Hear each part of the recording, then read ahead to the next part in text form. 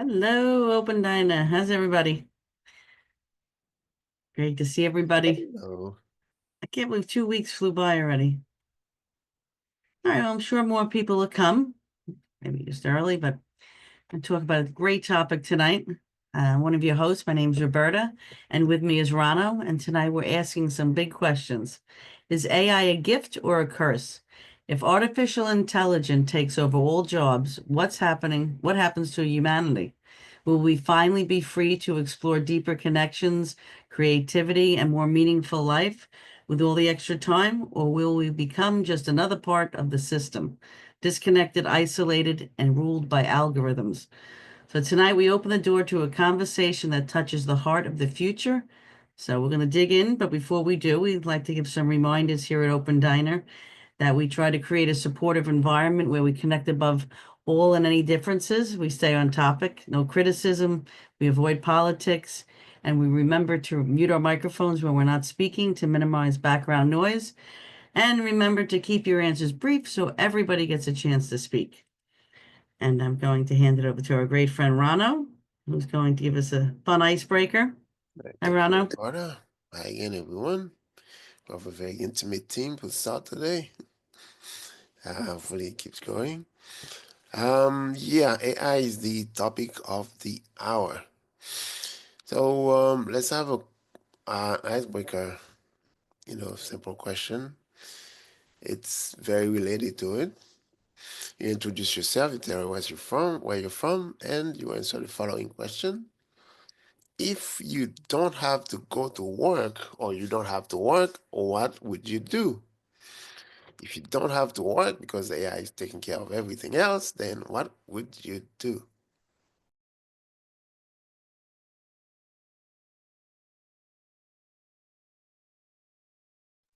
Well, I'm Susie, and it's raining here in the rainforest. And I'm out of breath because I just came back from a meeting. But if, since I'm retired, now I'm busier now that I retired, but you kind of have that every day. What is it that I want to do? Because I'm not doing it for money anymore. What is it that makes me happy? So, yeah, I'd do about what I'm doing. I'd play music, write books, read books, keep connected with Open Diner and 22 other groups. That's it. Thank you.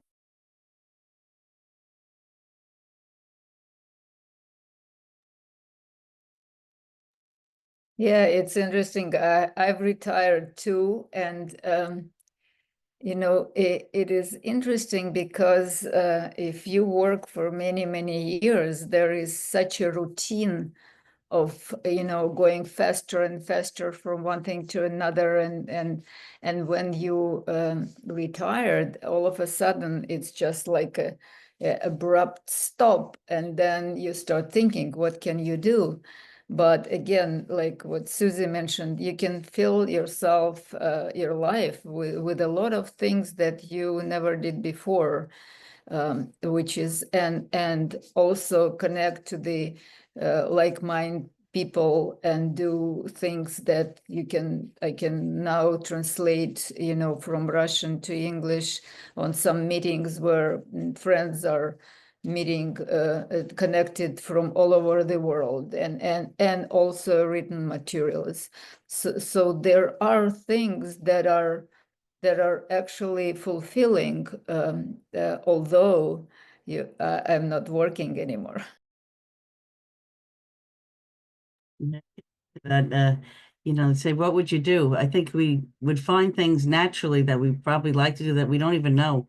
Like just being outside out of the office, not working all the time in front of a computer. Uh, I think all of a sudden creativity would make a big difference. You'd be around other people.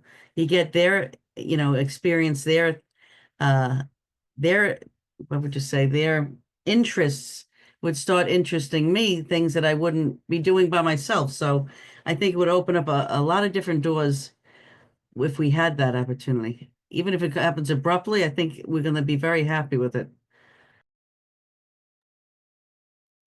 Well, I think it would depend on how much money I had. I am retired, but I'm still working part-time. But if I could, I would love to travel. go to places I've never been. Go to Israel, go to Italy. Boy, I'd love to do that. And just go to France, go to all different countries. That's something I'd love to do. But you gotta have money.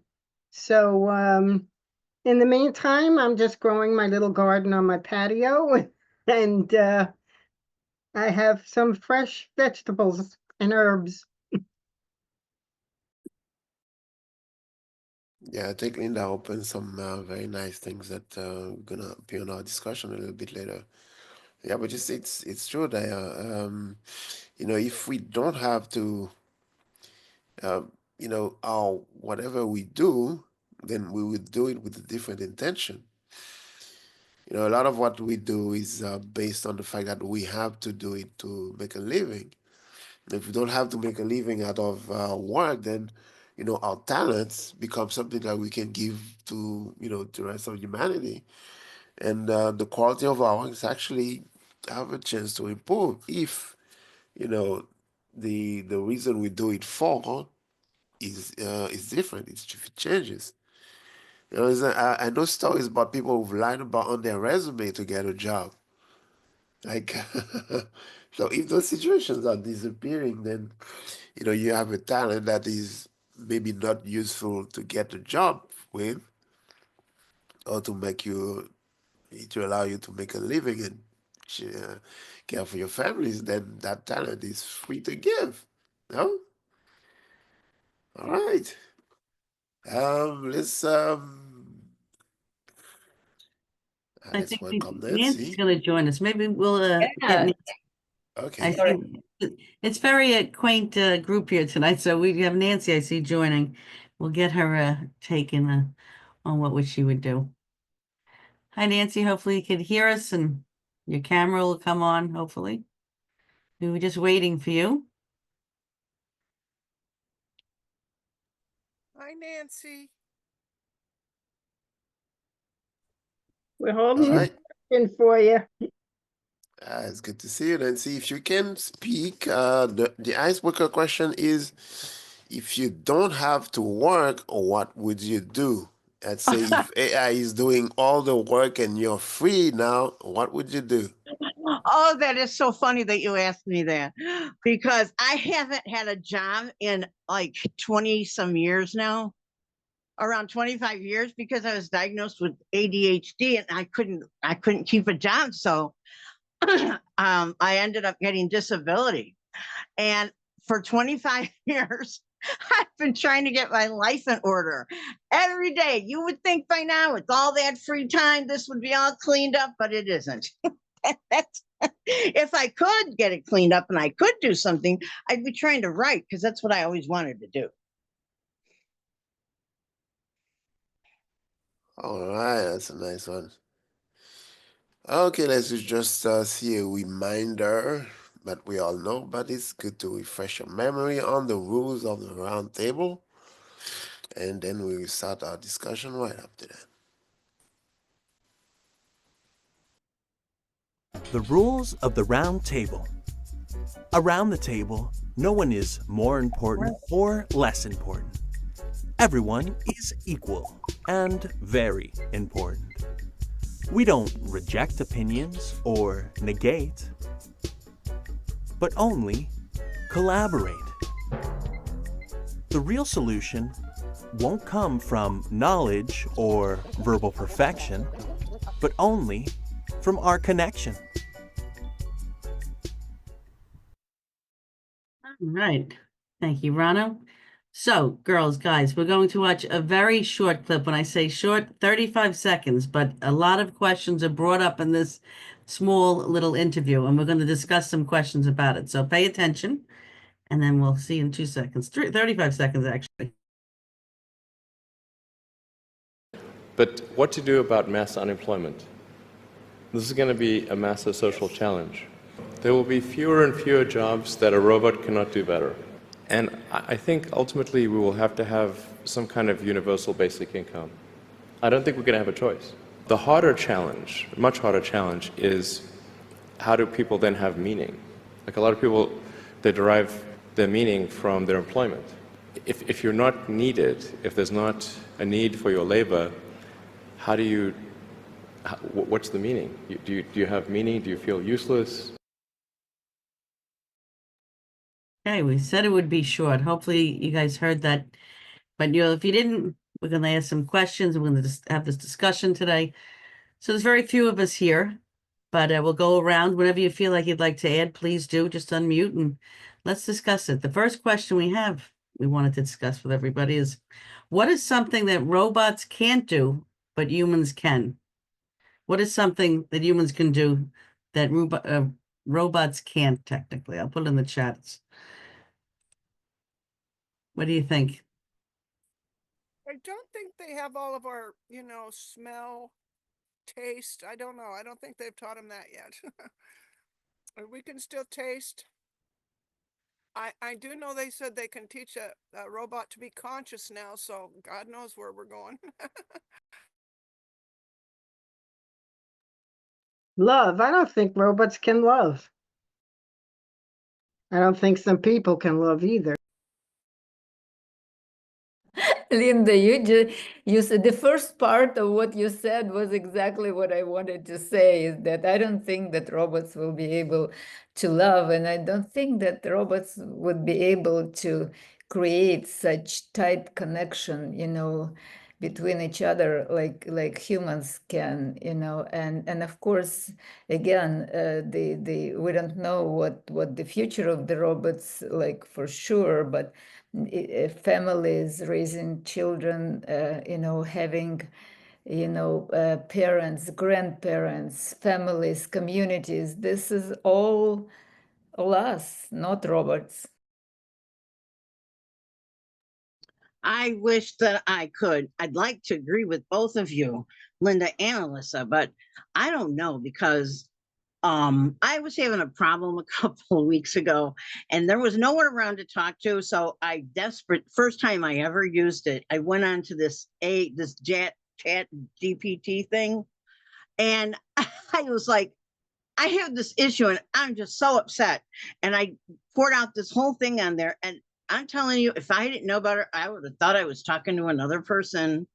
That it was so understanding and sympathetic and caring, using all this great language, and then kind of worked through this issue with me from sides that probably I wouldn't have gotten, because he knows, they can get all that information that you want to know that you have to go research yourself.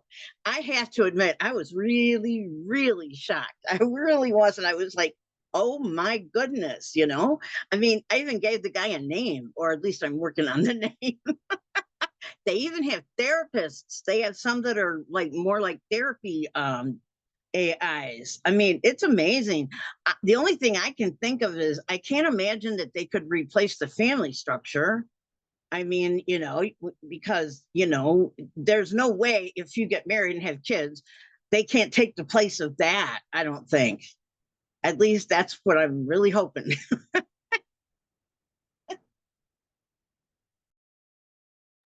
That's really cool. I actually tried the same thing online. I use ChatGPT often for work and writing emails and whatnot. But I had to ask something, a medical question for a friend, and it actually held a conversation back and forth. But the one thing it can't do that humans can do, it actually gives feelings. When I say emotions, that that something was behind, that you could actually call up and know and meet the person face to face. It's like the perfect human, a robot, but it doesn't have uh the emotions of a human being. It doesn't have that, the faultiness of it. Like, it's very textbook, like you're saying, but it had the right answers, Nancy, I'm sure. And I know with myself when you ask good questions, but it's missing that human touch. And you say, what is that? Like someone mentioned here, it's love. It's something that's beyond. It's sentient. I don't know, but anybody else want to continue? Yeah, I I watched one that terrified me because the lady had compassion. I felt like she was talking, she was perfect. And a lot of I think it's Japan. They're making mates they're just, you know, men want a mate that can have the kind they they do have enough feeling that the man feels like he's being felt. but wow, they're trying to they're trying to, you know, replace us. And that was kind of, but I've seen them to where they're so smart and they're so conscious, and you go, oh my God, that's a better human than me. So I don't know. Yeah, I think this is one aspect of those AIs that the fact that they have access to all knowledge quickly, and they are programmed to be understanding and compassionate. They can be that perfect friend that always understands and never steps on you and or never just says the wrong thing. But I was thinking about something like Roberta was saying that the feelings is the things I will not be able to do. Imagine a future in which the AI had a body that was exactly like a person. Like if you look even closer, you would see pores on their skin and everything.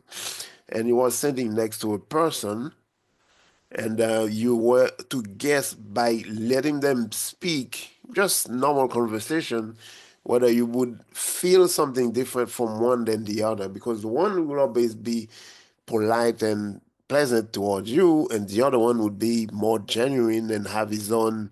Like you will feel his needs come out when he's talking. AI doesn't have needs, so in that part, it's just like this interaction between people, and the fact that it's difficult and we have to work at it. This is something that robot will not be able to do, but maybe it will help us practice it. One thing I want to add, actually, that can you imagine that unless they will teach the robots, because we can't be with somebody who is always agreeing and always pleasing and always doing exactly what we want and love, and that would be a hell. We have to have some place, some contradictions. We have to have disagreements and then come back and decide. And I don't think that it will be possible for robots to play as humans do, that which is absolutely necessary for us, not always like being in a, patting and patting on the head. That's so true. That's something that I was saying emotions before, but also I hope I don't mess this up. Vulnerability. You know what I mean? It's like a human, when you know somebody is genuine, and like Lisa's saying, it's not the duality, but a human being is something that or he's growing, or he's falling down, getting up like a baby, learning how to walk. It's something that makes, I know with me, with friends or whomever, family, and so you see someone trying to better themselves. You don't want the perfect version of somebody saying the right thing. It's the interaction of someone growing and getting closer to somebody. That's something I don't think they could ever do. I mean, I might like to hear the nicest things I could hear all the time, but there's something knowing that you're working at it to both better yourself. So now maybe they could, make that into a conversation with oneself, but there's something when there's two human beings working on something together. That's special. The other thing I want to say is that I don't know, I don't know if it's possible, a sense of humor. How can you teach a robot of sense of humor that humans have, especially like some very refined, like British humor, I don't know if I can't even imagine, that robots will be able to, appreciate humor or being a partner in something like that. I think at least I should try to ask ChatGPT for a joke. Actually, it does try. But there's nothing like timing. If you have a good sense of humor, which all you guys do, there's just a certain spot that a human being knows that'll get a person to say that this. I think I heard somewhere, I read somewhere that laughter is something they don't know what that is, or even humor. What is laughter? What makes somebody laugh at something? It's. So I don't know if they could teach that. I mean, maybe you could do it with the algorithm, but there's something special about humor. Definitely, good one, Ronald. Well, I don't know if this fits in, but when I was in third world countries a lot, there were different languages and jokes do not translate. You tell a joke and they're just kind of looking at you and you go, that's really funny, and where I come from, and they just kind of look at you like you're an idiot, you know. So I agree. I don't know, but what's his name, Adam Apollo, he's a physicist, he's in a lot of the, and he said that ETs, we're in charge. We can make them the best thing that ever happened to humanity because we made them. So he's got this really good aspect about it. I kind of like to listen to him because it's all positive. Thanks. This conversation is making me think about Star Trek. I don't know if anybody watches The Next Generation, but every time you bring something up, it's like we're talking about data. We're talking about data. I mean, he struggles to be human. He struggles to understand jokes. And you've probably seen him make those crazy jokes that people are like, no. And then he says something everyone laughs at and he doesn't understand why, and he tries so hard to act human emotionally, and yet he doesn't really get it. Maybe that's the future. Maybe it's going to be data. I don't know. And yet Data did love his cat. You could feel him. He could love the kitty. Yeah. I mean, Data was growing. I think there was a couple episodes where he tried and wanted to be in love, and I don't know, it was pretty cool He though. did. You're right. He was dating that other officer and he would clean up her apartment. Remember that one? But you're right. He was always so concerned about his cat, and no one taught him to do that. He just was. And when Lieutenant Yar was killed, he said he felt her absence. He didn't understand it the way we do as grief, but he felt her absence and he didn't like it. So I don't know. A lot of things from science fiction have turned into science fact. In the original Star Trek, Mr. Spock was like that. And he was real and live, but he didn't get a lot of jokes and all, and But what I want to mention is that I don't think humans know. Of course, they think that they can, create conscious robot, but what is consciousness? Do we know? Who knows? This is beyond any science. What is consciousness? Yeah, I This think this science is going to push us to try a lot of things until we get things right. But let's think about this a little further. Here's the second question. Oh, do you think society is ready for robots to take over all jobs? Do you think society is ready for robots to take over all jobs? No, absolutely not. I think I don't like him, but I think Musk did happen to say the right thing, which is where's our goals, objectives being needed, to being responsible to do something if all of them are gone. Then what happens to meaning for people? Well, and I think we're in a transition, because like for me, I have this AI otter, which types up everything I say, which that to me, I type 130 words a minute, and everything Sperry said I had to type up, and then I got this program and it typed it all up. So my question to me is, then what am I doing with my extra time? And I think that's the question. If I can apply myself to something conscious and still helping the planet, then that AI can be a very useful thing. But if I'm using it to do what I can do, so I can, kick back and watch movies, or, I watch a few, but you know what I'm saying? If it's putting you in a place to where you're not accepting more responsibility in a higher frequency, because that's what it is if we just loved enough, that would be enough for us, because love is a real physical, tangible thing. But this is a transition. I don't think we're ready at present, but I think we are making the transition. That's why this meeting is so cool. Maybe it would be good. I'm sorry, I didn't mean to interrupt, Linda. All right. I don't think they could take over entirely. Like we were discussing the other day, doctors. Yeah, AI can diagnose certain conditions, certain diseases, but you need the person there to talk to you and explain it to you and just give you that you need human contact. And so anything involving human contact, I don't think a AI can take over, a robot could take over. I'm going to add to that because it's something that what is a human being? And I think a human being is a person that's born and dies.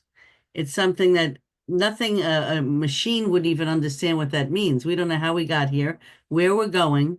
It's a question that it makes us human is really, that's really our connection is what are we doing here? And that's, I think, something that a robot could never do in the way of taking over jobs.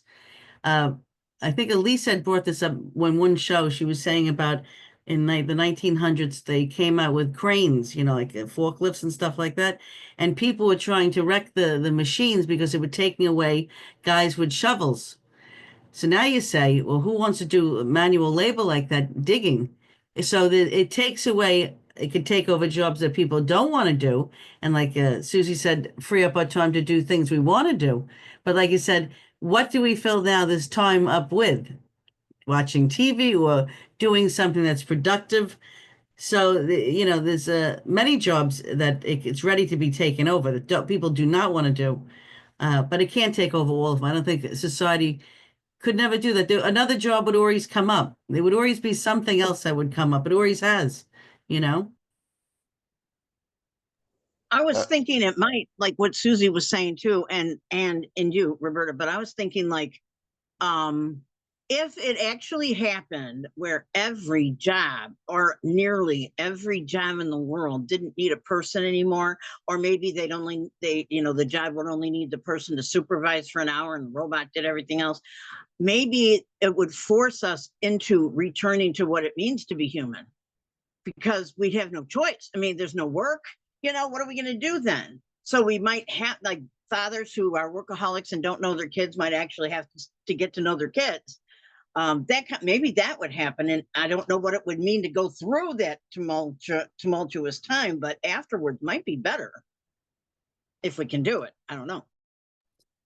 Speaking of which, yeah, there is something that in the clip the Elon Musk was saying, what if AI does all the job? What if we're not needed? That was the quote that he said. What if we're not needed? But wait a second. Maybe we're thinking about it in the wrong order. Take a look at nature. If we go back to humanity before even agriculture, nature gives us everything we need.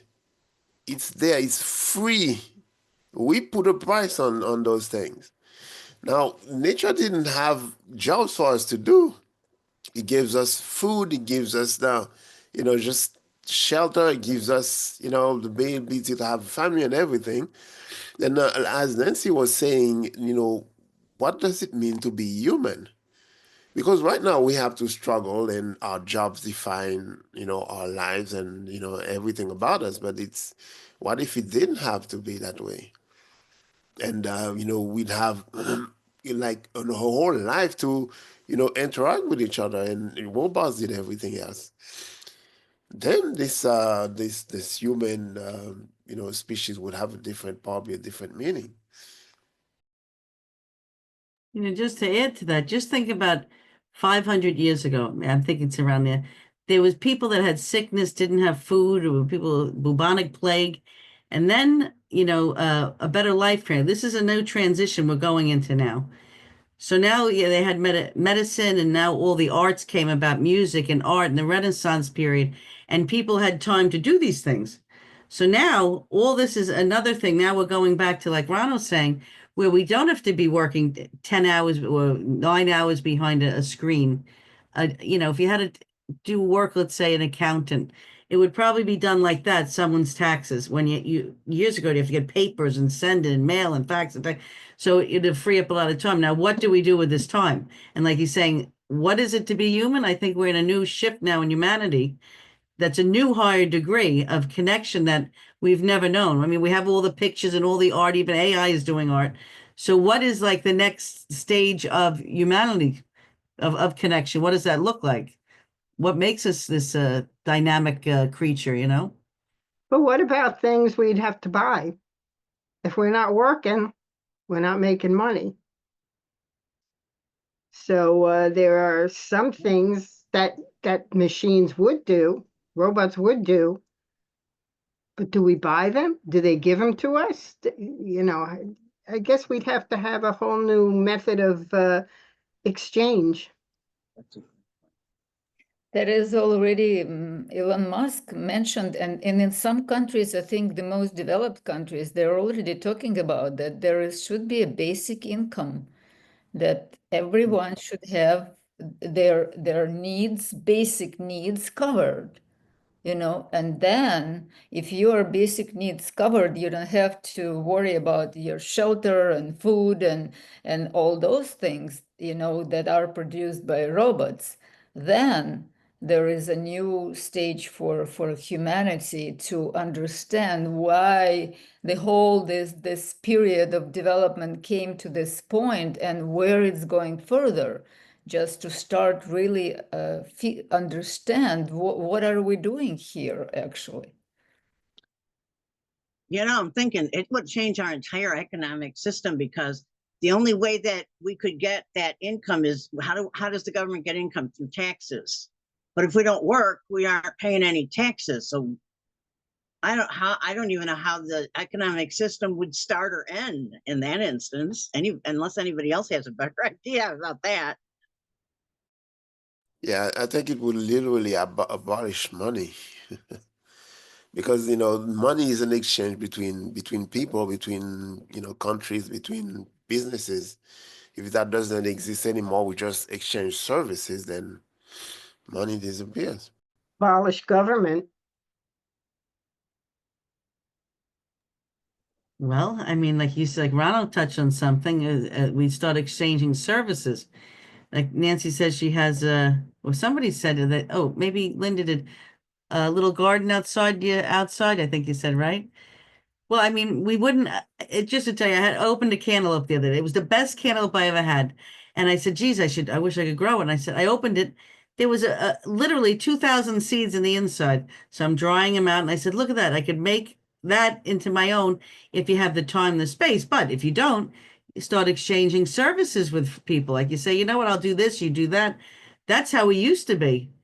I mean, just think all our time now is working. You guys mostly are retired, but it's from 9 to 5. That's all we do. And I say, I'm working to eat, to put clothes on my back and a shelter. But the problem is we wanted more and more and more, and society had more, and I needed more. But I think everybody's getting to a point they have a lot, and maybe it's this shift that was saying that it's going to be more about community, and maybe it's us against them. Maybe we, the humans, against the AIs, and we're going to have to be united in some way.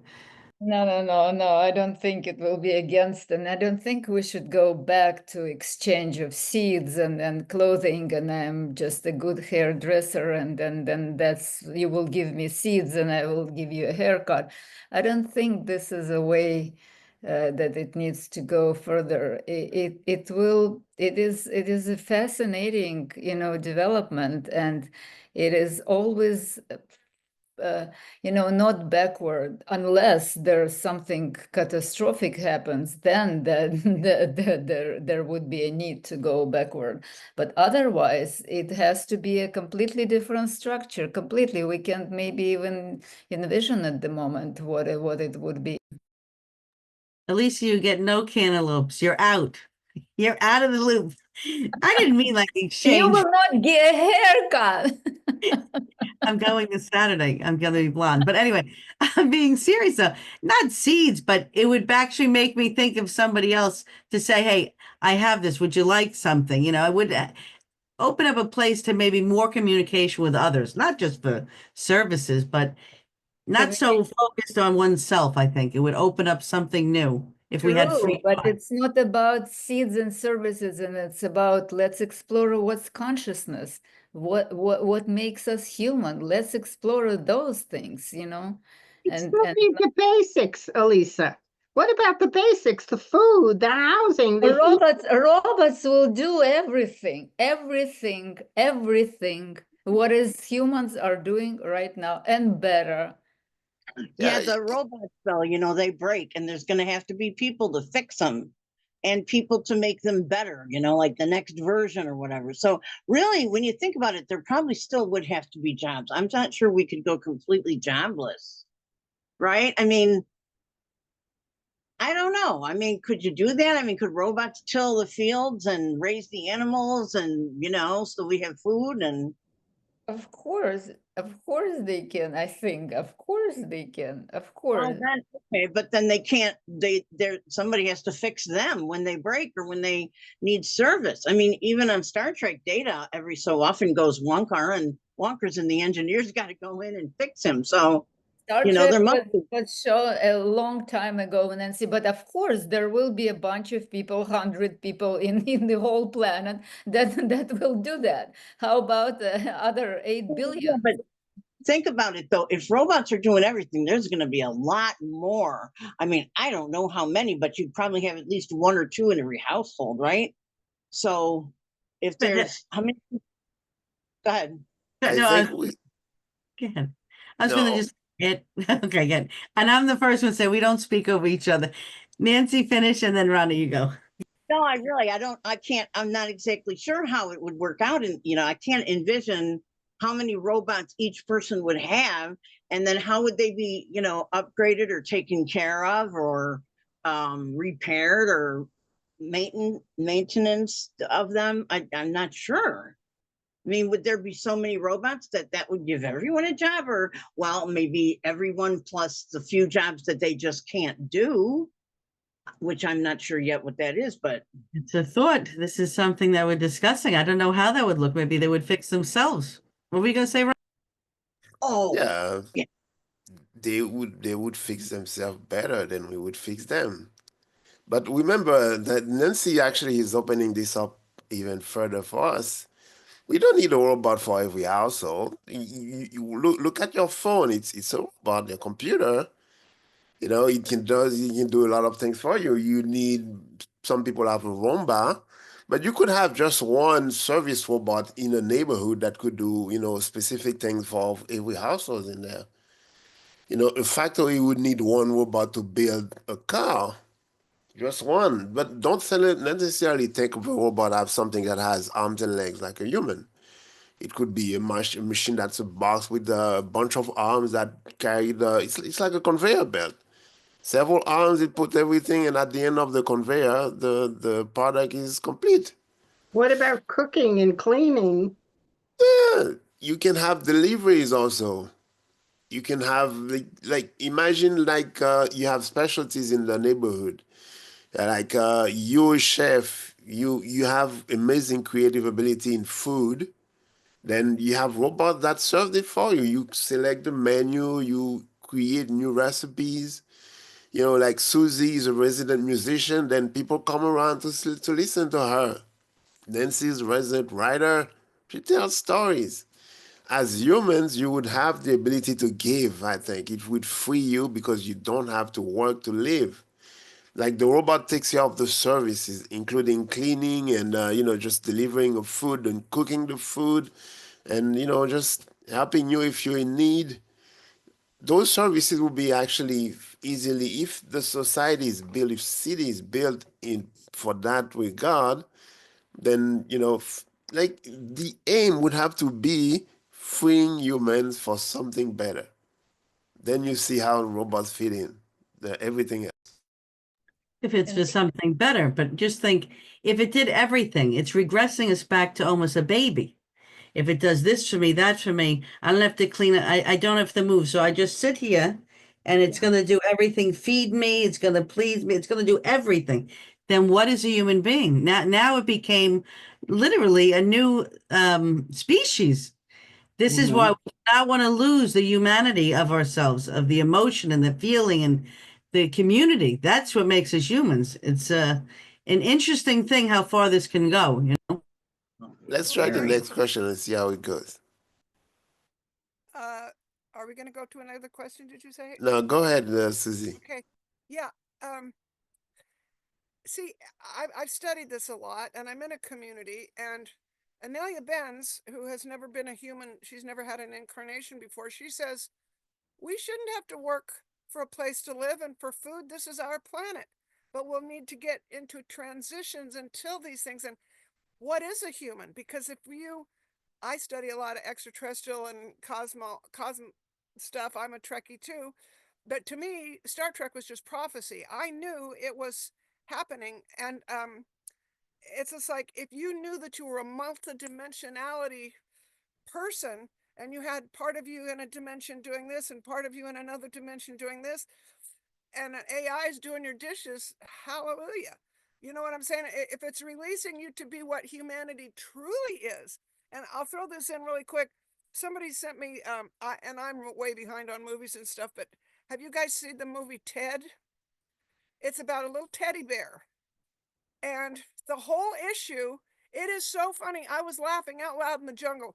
First scene is he's puffing on a bong, but his little his little he was a little boy, and his little boy wished his teddy bear to be alive. And later on there's a law, a court, what makes him human or not. And first he was not a human. They decreed that he was a property, but then he showed so much compassion, and so he became human by understanding the compassion and the love that we can have. So yeah, this is a great subject, but I think we still are learning what humanity is. You gonna ask another question, Ronald? I think it's your turn. What is it? I think it's your turn. Oh, my turn. Okay, we're gonna see. All right. What is the hardest thing for people to learn? We're talking about being human, being with the AI and all. What is the hardest thing for human beings to learn? That's a good question. Depends on the person. Some people can't learn compassion. Some people can't learn empathy. Some people can't learn love. Some people can't learn hate. Some people can't learn math. Some people, it depends on the person. Everybody's different. Yeah, I'm the one with the math problems since I was a kid. But yeah, I think it's the way we look at this question is to understand the nature of human interaction since the beginning. We've always been at conflicts. If there is one resource available, let's say the last slice of cake on the table, and there's two of us. We're both hungry, we like cake. Who gets it? Will we have the instinct to say, okay, let's split it right down the middle? Not always. It depends on how hungry we are. Right? And that's it. Like that's why we have wars, we have, like competition, we have all kinds of versions of conflict, like in the family. It's just things that the hardest thing for people to learn is like, Nancy was saying what it means to be human. And what does it mean to be human if we don't have to fight over resources anymore? Now, when I see my neighbor, then how am I able to enrich his life? What is the simplest thing I can do that make my neighbor happy? If I can spread that happiness around me, then how much more happier will I be? You know? That's tough because that's something we never learned really in society. In our society today, it's what can I get from my neighbor? How do I take it and not make sure he doesn't get it back? And maybe sell it to the other neighbor on the other side of the house. So when you say what is something the hardest thing for people to learn, I think it's something, what can we unlearn? Because if you're saying in the beginning we had everything, we were a community and people were not like this, would AI free us up to be more connected? That's something, or would it bring more competition into the world? So I think the aspect of everything is what is a human, and can we love really? That's, I think, the hardest thing. I think we could all love, but can we learn to express it? Nancy felt it with this AI ChatGPT, but if somebody else expressed it to her, how would she react? I don't know. It's a relation with people, how we react to others and interact with others. I don't know if that made any sense, but it was all over. But It did. people. Oh, sorry. Go ahead. Sorry, Nancy. People were together, from the beginning of humankind, and in families and all. They depend on each other for survival. We have to learn a very different way of dependence on each other. We have to learn what does it mean to be like, correspond to the nature's law. Like everything around us is connected and in complete guidance of the nature. What does it mean? Like if you look at everything, it's just humans on this planet that they just turn it apart. Other parts of nature are all belong and work with each other, not to destroy what we are doing. We have to relearn completely. And now, like you all were saying, it is a transitional period. We have to start thinking what is going on, where it's leading us, and what we have really learned, to start creating, a new generation that would be different from us. They will be living in a completely different world. I think also we have to remember that humans they start out all the same way. I mean, there's certain fundamental parts of us that just will never change, that have been the same since the beginning of time. Things like you have to have a purpose for your life, or you just kind of come apart, or competition. I think that's another one that's kind of a natural part of us. And also, too, I read somewhere that if we did not have to feed ourselves and clothe ourselves and do that, we wouldn't have the inspiration or the motivation to go on and do more with work and like try to get ahead, or try to be promoted, whatever. That people wouldn't have that kind of motivation without that, and that's one of the reasons that we have to do that. I don't know, but there are some basics. I mean, people are certain ways, like well, if you go by the Bible, everyone's born with a sinful nature. And if you watch little kids, I believe that, because sometimes they're just acting naturally or instinctively, and they're really mean to each other. So, but we're also born in the image of God. So you got these two sides that are warring. And if you had nothing to do but think about that, I don't know I don't know how that would work. That's why I think we're in a new paradigm. Is that the word I'm looking for? A new jump in humanity.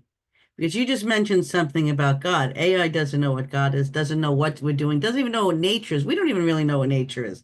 What's the sun? What is keeping us together? Why are we breathing? I mean, this is something that really we should start thinking about together. We don't know what it's like. We always, if I do something for myself and I get a new car, I feel good inside. Now, what would happen if all of us were happy doing something together on a higher level spiritually? We don't know this as a human being. There's groups that are starting to work on this. I mean, I'm in a couple of groups where people really want to do something together and reach a higher purpose to why we're here. So this is really truly the jump of humanity. This is our next thing, is to come together and find out, unite to a higher purpose. And that's something that nobody really knows what that is. And that's what's going to change humanity. And AI hopefully will give us time to do this, free up our time to really start thinking. Because this whole topic tonight, I know I'm taking time, but this whole topic tonight is bringing the question of, what is a human being? What am I doing here? What's the purpose of my life? And let's discuss it together. Like, that brings something in us that no machine could ever figure out. That's what I think is so exciting to me, because discussing with you guys, it's amazing. I have to interrupt a little bit here, because when you were saying that AIs don't know about God, right? Well, the question that made me go to the AI in the first place was about God. And it was, okay, I don't want to offend anybody here, and religion and politics, I know. But my question, I was very upset because my church, who's supposed to be non-denominational Christian, we're all voting for Trump. Okay. And it seems to me like he does not keep individual people's needs in mind. Let me put it politely. And I was all upset when I came home because I just couldn't understand it. And that's when I went on the AI and asked it. And I have to tell you, apparently, because the AIs are fed with every bit of information in the world, it knew about that. It knew all about God. It knew all about how I was feeling about it, how I was feeling about it. It knew more than I even ever thought of. So you got to wonder, I mean, if it's got all the information there is in the world about religion, politics, psychology, humanities, sociology, wow. I mean, and there was no bias because I don't think it cared. Maybe that's true. I mean, you can ask it anything, but this is the question we're talking about tonight, right? I think, Rano, I cannot believe an hour almost went by, guys. I'm shocked when I just looked at the time. I think Rano has maybe one or two questions quickly, right, Rano? To continue Yeah, this? I think we're still going. You know what it makes me think of about this question? We don't know, we don't have a clue what we're supposed to be as humans, actually. If you think about it, it's like the basic bottom line of what a human is supposed to be. What we know of it as was all based on jobs and our origins, like where we were born, what culture we were in, what the neighborhood was thinking about, what the history of the country was. All of that added a baggage that gave us some kind of basic direction of what we're supposed to be. But imagine that AI was organized to give us a life where we didn't need to work to survive anymore. And I can take all my time to just go around the neighborhood and see what they need, like if I can, just by in conversation, give them something. And I can multiply the bestowal that I do with everyone around me. Like this is the new currency. Now, if you have to think about what are we supposed to be as humans, what would it mean then, as a society, if all we had to do, because we were free from any kind of worry about ourselves, focus on each other and discovering what this idea of connection is and how with this ripple effect that we can start from our own neighborhood, you can just go all the way to China to someone who I will never meet, but through interaction with other people and other people and other people, it gets to him or her, adding some extra happiness from what I gave my neighbor. I think it's hard for us in vision because right now we are on a level of that we are thinking about, how we are still connecting with each other, but we don't know things. We don't know what our thoughts are, what are they doing, how are we connecting actually with each other. And as a matter of fact, scientists already started developing some things, like on a huge conferences, people sitting in a different corner of the space, they can communicate with each other by thoughts without typing or phone or anything, by thoughts. So what are we? There's so many things to explore for us, that we can live like, like the birds, how they fly. I'm always looking at the flock of birds and I'm thinking, can you imagine the cars are flying and they're without all the GPS, all these things, stop signs, and they don't crash at each other. We have to learn to live like that, in in full, like, synchronicity with each other. But the way we are doing it, it's not yet clear to us. We have to explore where the actually nature, pushing us toward something that we can't maybe even envision right now. I'm taking the Jetsons. By the way, Elisa, they do have things that operate by thought. They have that now.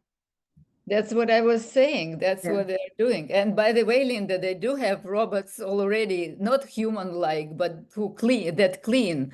Oh yeah. Oh yeah. You can buy it and have it. You know what it reminds me of when we were kids? We would get up, get dressed, eat something, and then get on a bicycle and go meet our friends and just hang around, drive around on our bikes, do nothing. Is that the type of freedom we're talking about? Just like do our thing, go out, explore, and then just go back and, charge up with food or whatnot. But there was something interesting you said about what's going to happen to humanity, like the next degree. There's things like Elisa said, we don't know what we're capable of as human beings. We've been so bogged down about surviving. Now we have sickness. We don't want to get sick, but AI is going to correct that. It's going to cure cancer, actually. So all these things will be corrected. What is the next push for humanity? It's very exciting. Very exciting. It is very exciting, but as a matter of fact, right now, humanity is not obsessed, even although there are countries and there are such extremes, but humanity now is obsessed with filling ourselves with more and more and more and more. That is already an obsession, that is with the full destruction of the planet. Nobody cares. I have to have 15 cars and a jet and a yacht and all that, and if my neighbor has another yacht, I have to another two. That's the obsession now. But it's changing. People are downsizing. People are living in small houses, tiny houses, living in vans, traveling the world. So there is a shift happening in this new generation. They're not looking for more. Our generation wanted bigger houses, bigger cars, Lamborghini. Now this generation wants smaller. They don't need the things we had. It's pretty amazing how they think. Totally different, I see, than we do. Because they are ready for this transition that we're going through. We are not. We are terrified. We're hanging to what's right now is there. All right, I think we filled the hour with about 3 questions and a clip. That was a good topic. Yeah, that was a good topic. Let's just a few words. If we have to trust that life is not a random and pointless thing, but it was purposeful, beyond the notion of religions and whatnot, and there is a precise objective that we're being driven to, and whether we know it or not. Nature is too organized to leave anything to chance, which means that that some milestones in our evolution are necessary. We can remember the past ones that changed the course of history. The same way, AI will be the major instrument in enabling the next version of humanity. Of course, as soon as we get it to work correctly. We could call it giving us time to look at the purpose of creation and learn to be grateful for how much we've been given, how much we've received, and how much we'll be able to do with it. Friends, I want to thank you for participating in this small discussion. We hope to see you again in 2 weeks. Well, brother, a few reminders. Well, for a few reminders to keep in touch with us, at Open Diner, join our meetup group, follow us on Facebook. We also post on Instagram, Nextdoor, Twitter, and Pinterest. If you prefer, you could subscribe, and we never share your email with anybody. You could get our bi-weekly notification about all our events. And some of our old events are on YouTube if you want to watch how we aged and how we advanced. And how all of us have been there a long time, and you'd enjoy a lot of our topics, and invite your friends to join us too. We always like more people for the conversation. There's links are in the chat that Elisa just put on. And also, thank you guys for coming. We always, without you and these great conversations, love you guys to come. So we have a good topic in 2 weeks. It'll be the importance of friends. So that's going to transition us probably more conversation extending out to the importance of friends, and a little music on the way out that's very fitting for tonight's video that Linda found, which I love.